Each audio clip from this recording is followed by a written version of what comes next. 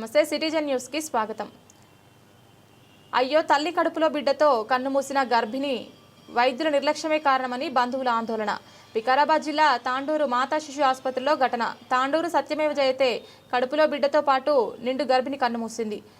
అయ్యో తల్లి అంటూ బంధువుల రోదనలు మిన్నంటాయి. వైద్యుల నిర్లక్ష్యమే కారణమంటూ ఆసుపత్రిలో ఆందోళనకు దిగారు. ఈ సంఘటన తాండూరు పట్టణ మాతా శిశు ఆసుపత్రిలో చోటు చేసుకుంది.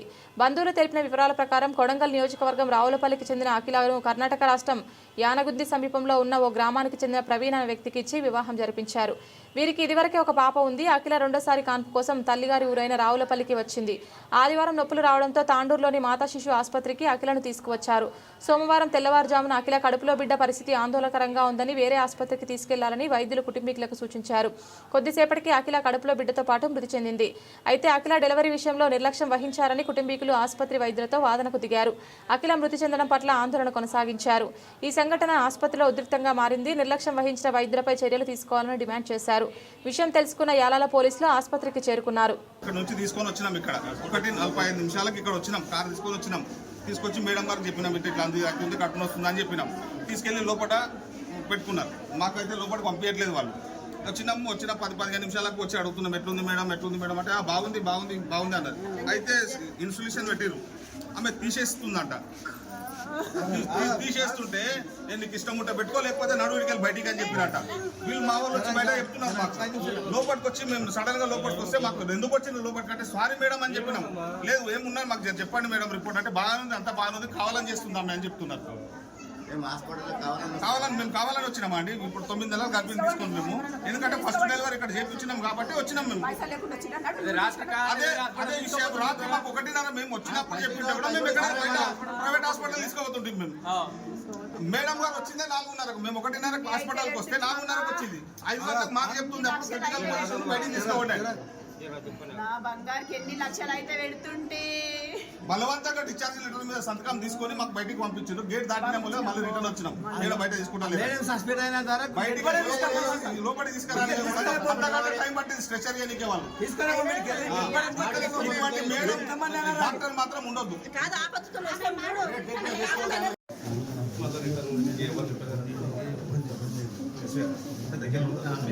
అడొకసారి అడగండి అని చెప్పారు.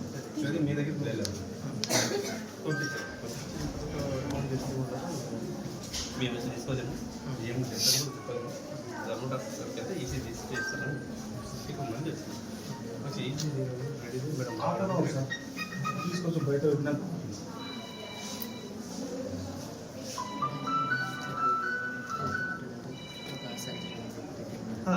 మనము అంటే మీరు ఒకటి నైట్ కనుక్కున్నాను చెప్పినాం.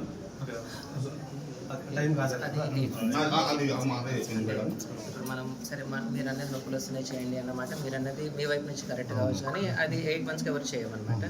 దాంట్లో కూడా అంటే నిన్న దాంట్లో సర్వైకల్ డైలటేషన్ లేదు, ఫీటల్ హార్ట్ బాగుంది. సో అది ఫాల్స్ లేబర్ పెయిన్స్ అంటారు.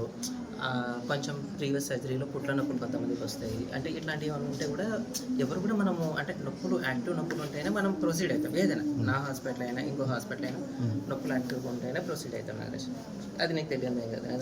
నువ్వు అంటే కొన్ని సంవత్సరాలు నాకంటే ఎక్కువ సంవత్సరాలు బంద్ చేసుకోవచ్చు. అయితే ఆ నొప్పులు ఉంటేనే ఎవరైనా సిజరీన్ తీసుకుంటారు.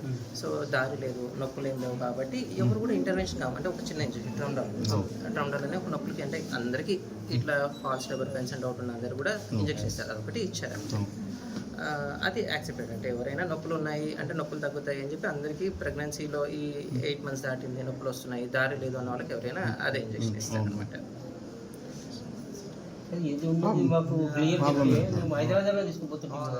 1:30కు వచ్చినాం సార్. మార్నింగ్ 6:30కో ఫోన్ అప్పుడు మేము దగ్గరకు వచ్చి అడిగితే అప్పుడు చెప్తున్నాం మేడం క్రిటికల్ ఉన్నది తీసుకెళ్తారా తీసుకెళ్ళండి. లేదు మేడం ఎక్కడ తీసుకెళ్ళాలి సజెషన్ అండి ఏంటి, మేము ఎక్కడ వెళ్ళాలి అంటే మీ ఇష్టం.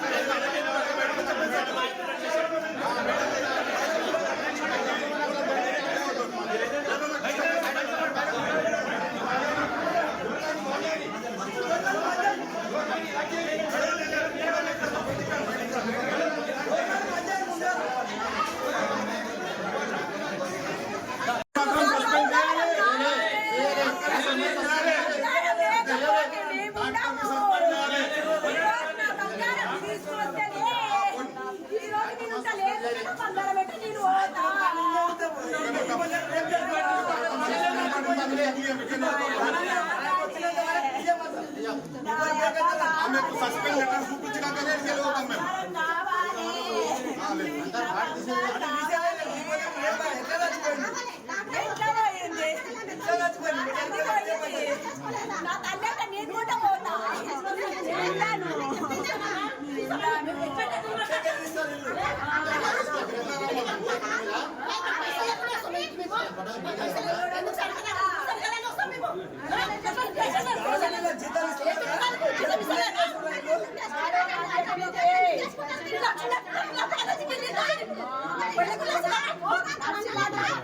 మేడం గారు మాకు చెప్తే ఏం తీసుకోవాలి మేడం?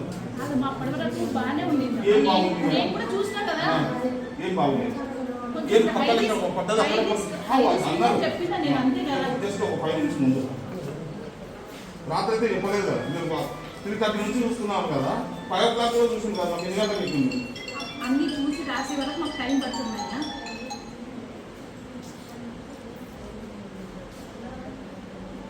మాదైతే అయిపోయింది మేడం. వేరే వాళ్ళ పరిస్థితి ఇట్లనే ఉంటుంది ఏంటి?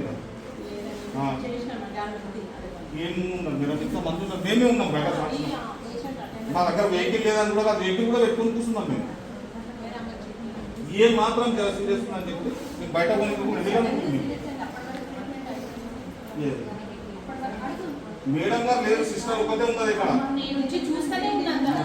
మేడం మీరు వచ్చింది మేడం మీరు వచ్చింది ఏ టైంకు? పేషెంట్ వచ్చింది ఏ టైం? ఏ టైంకి వచ్చి చూసింది? సిస్టర్ మీకు అడిగేది ఏ టైంకి వచ్చింది? పేషెంట్ ఏ టైంకి వచ్చింది? మిస్ మేడంకి ఎప్పుడు ఇన్ఫర్మేషన్ చేశారు? ఏమన్నారు మేడం? ఏమన్నారు మేడం? చెప్పండి మేడం. చూడొద్దన్నారా లేకపోతే ఏం చేయమన్నారు? వైటల్ సైన్స్ అయితే చెక్ చేయమంటారు మీకు ఆ? చేయమని చెప్తారు. ఎందుకు తీయద్దు చెప్పు? చెప్పండి ఎందుకు తీయద్దు? మీదేముంది వరకు? మీదేముంది వరకు? మీదేం వరకు? అక్కడే ఉండండి మీరు. మీరు లోపల ఏం పని? మీరు లోపల ఏం పని? మీది లోపల ఏం పని? మేము మొగోళం కాదా? మీరు మొగోలు కాదా? ఇప్పుడు లోపలికి వచ్చిన వాళ్ళు. మీదేం పని?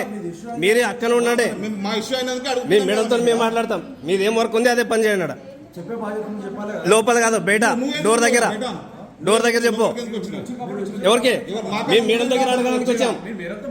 మీ మేడం దగ్గర మాట్లాడుతున్నాం. మళ్ళీ మీరెందుకు తీయద్దు అంటారు? మరి మీకు అని చెప్పిండ్రా? మరి మీరు అక్కడ మేడం ఎవరు? మీ మేడంతో మాట్లాడతారు. మీరు మాట్లాడదు. మీరు మాట్లాడద్దు అంటున్నా. మాట్లాడకు.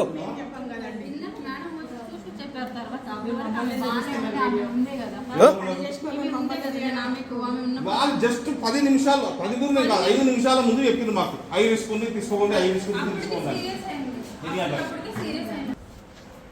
చూడండి.